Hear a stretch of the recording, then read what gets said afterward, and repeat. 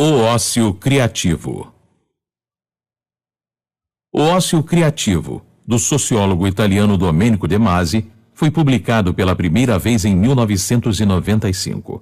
Fez tanto sucesso que se reinventou novamente no ano 2000, a partir de um bate-papo com a encarregada da nova edição, Maria Serena Palieri.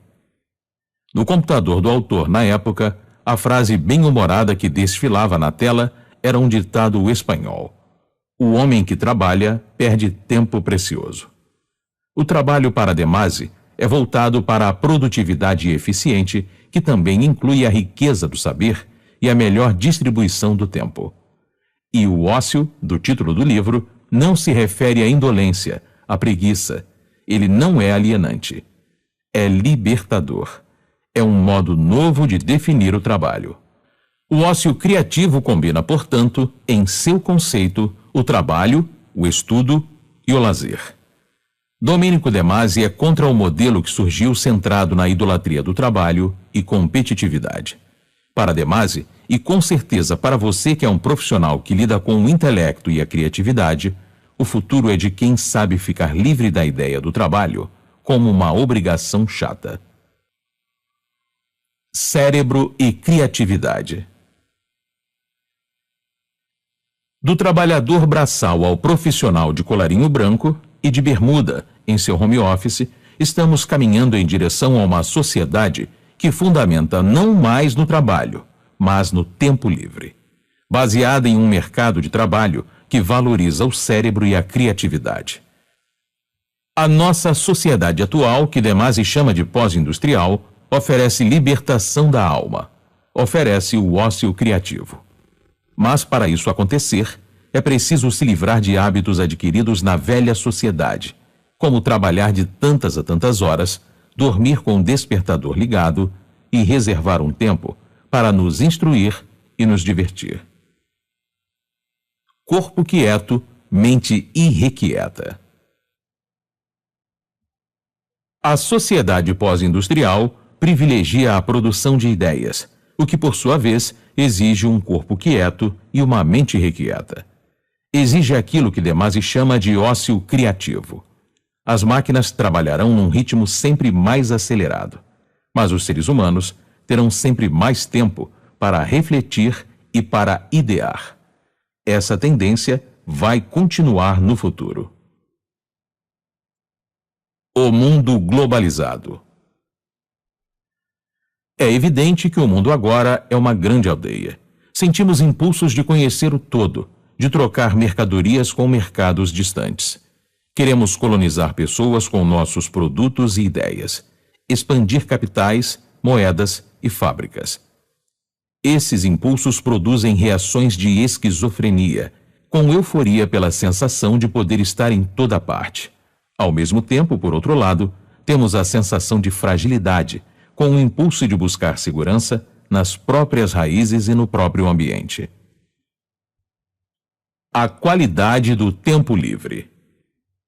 Devemos dar ao tempo livre um sentido mais pleno e ao ócio um realce mais positivo. Dosar nosso tempo livre em 3 partes, em medidas adequadas, de acordo com nossa vocação e situação de vida. Uma parte dedicada a nós mesmos, ao cuidado com o nosso corpo e com a nossa mente. Outra dedicada à família e aos amigos. A terceira voltada à coletividade, contribuindo para sua organização civil e política. Intelectualização, emotividade e androginia.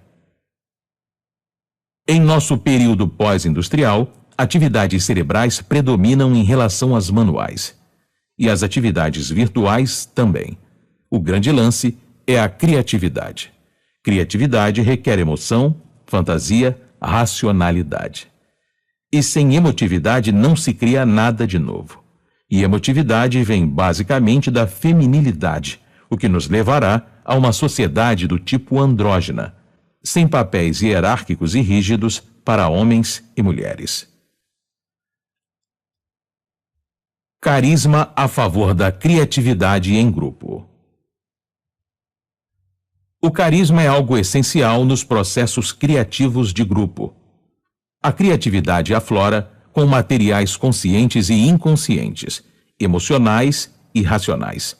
É uma mistura de fantasia e concretude. Para que ela aconteça em um time, equipe e até em uma nação, são necessários: clima de entusiasmo individual e coletivo, liderança apaixonante, carismática. Cadê o chefe carismático? O chefe carismático sempre deve estar presente para entusiasmar a equipe, cortar procedimentos inúteis, gratificar os criativos, promover a inovação e a coragem de enfrentar o desconhecido. Quanto mais uma organização é capaz de estabelecer um ambiente que estimule a criatividade, mais eficiente ela é. Os jovens digitais em campo. Quem é fera na área digital dificilmente deixa de produzir. Produz cinema, música experimental, disponibiliza jornais e revistas, viaja na internet, vende bijuteria, anima amigos, centros comunitários e por aí vai. Os digitais criaram uma nova cultura material, social e de ideias. O turbocapitalismo, capitalismo que corre desenfreado, não os aceitou de cara, mas esses jovens batalham para mudar o mundo e estão por toda parte. O trabalho à distância. O trabalho à distância pode nos manter em casa, mas também nos leva longe por meio da internet e nos permite mudar de cidade e, mesmo assim, trabalhar para a mesma empresa. Precisamos ter uma mente elástica e com flexibilidade prática para gerir todos os tipos de situações. A tecnologia a serviço do trabalho à distância permite trabalhar até de roupão e diminuir os deslocamentos, os engarrafamentos. Mas exige estudos cada vez mais contínuos e especializados e a mudança de cidade, de país, de um cônjuge a outro. Esse tal de overtime. Overtime é o tempo que ficamos esquentando a cadeira do escritório sem que seja necessário. Para Domênico De Masi, é preciso uma ação drástica para combater isso. Com os microprocessadores e máxima automação, isso não é preciso. Muita gente poderia se limitar a trabalhar 5 ou, no máximo, 6 horas por dia. Muita gente poderia sair para dar uma volta mesmo nesse horário de trabalho, sair do aquário para receber estímulos criativos. Redução drástica dos horários. Para o autor, as pessoas passam, seja nas empresas, seja nas repartições públicas, o dobro do tempo necessário. E ele vai além. Sugere uma semana feita de no máximo 3 dias úteis e mês com no máximo 3 semanas de trabalho. É bom para você? É bom para todo mundo? Um horário mais flexível para o trabalho teria efeitos positivos, seja dando emprego a quem não tem, seja gerando mais eficiência e criatividade dos que já estão empregados. Segundo De Masi, no futuro vamos poder descansar em qualquer hora do dia ou em qualquer dia da semana. A própria família vai fazer o trabalho doméstico sem delegar a terceiros, pois o trabalho doméstico ficará mais rápido com os eletrodomésticos, alimentos pré-cozidos, casas menores e funcionais. Igualdade entre os sexos na distribuição dos trabalhos. Com a redução drástica dos horários de expedientes, o álibi do trabalho para ficar fora de casa o dia todo vai para o espaço.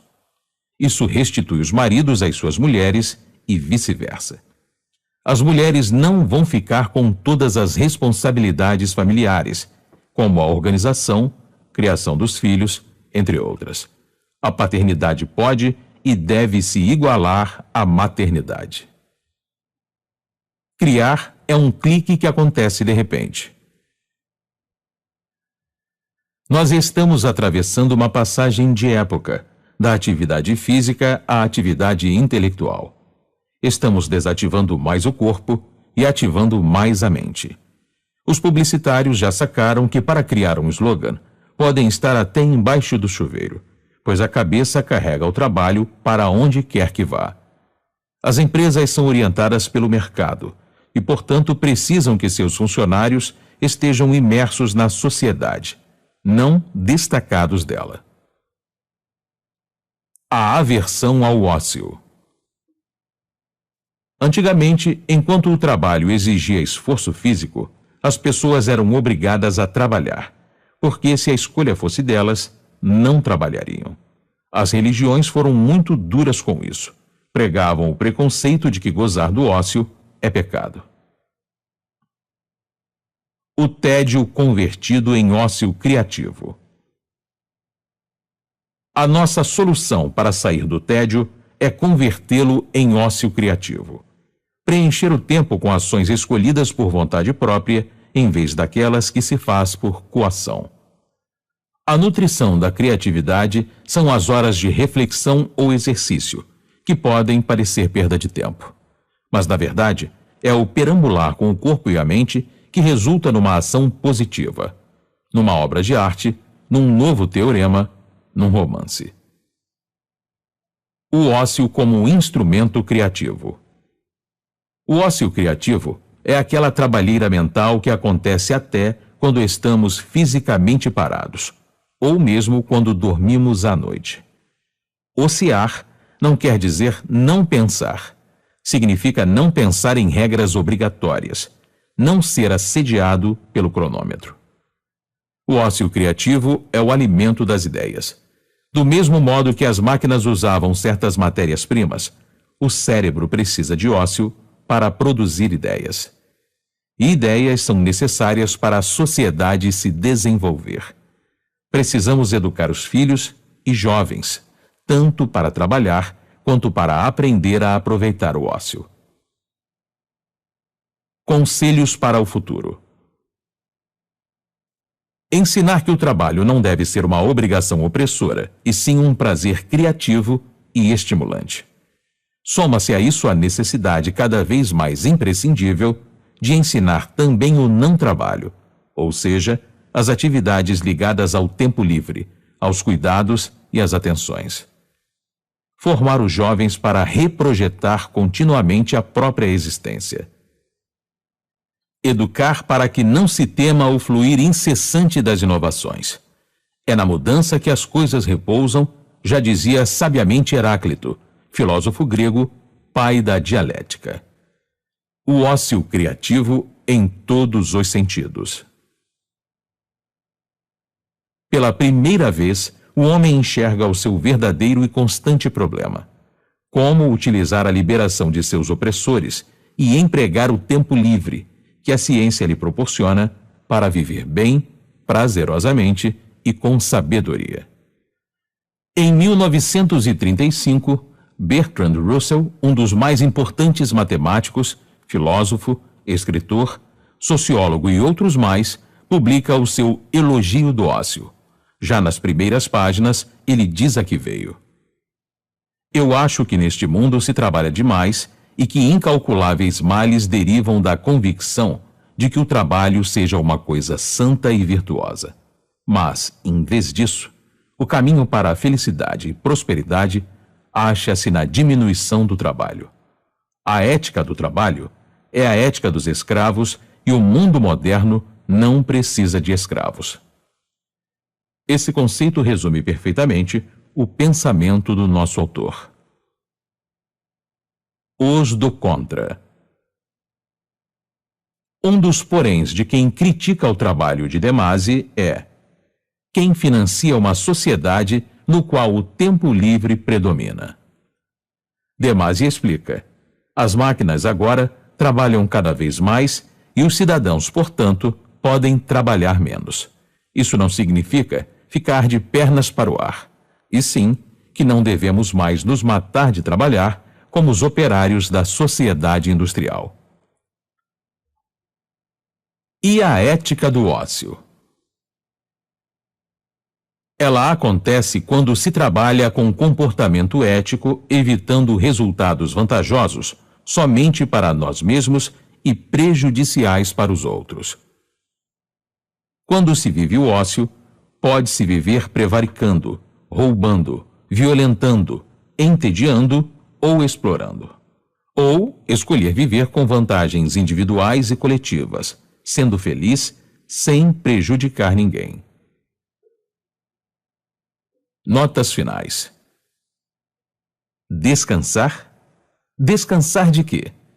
Eu, quando quero descansar, viajo e toco piano. Arthur Rubinstein. Estamos em meio a uma resolução de época, pós-industrial, comparável a duas outras transformações igualmente decisivas na história humana: a Revolução Agrícola e a Revolução Industrial. A sociedade pós-industrial privilegia a produção de bens materiais e os produtores de ideias. Se puder me ajudar, deixe seu like, se inscreva no canal @Braganareia se ainda não é inscrito e comenta aqui embaixo alguma sugestão de vídeo que você quer ver aqui no canal.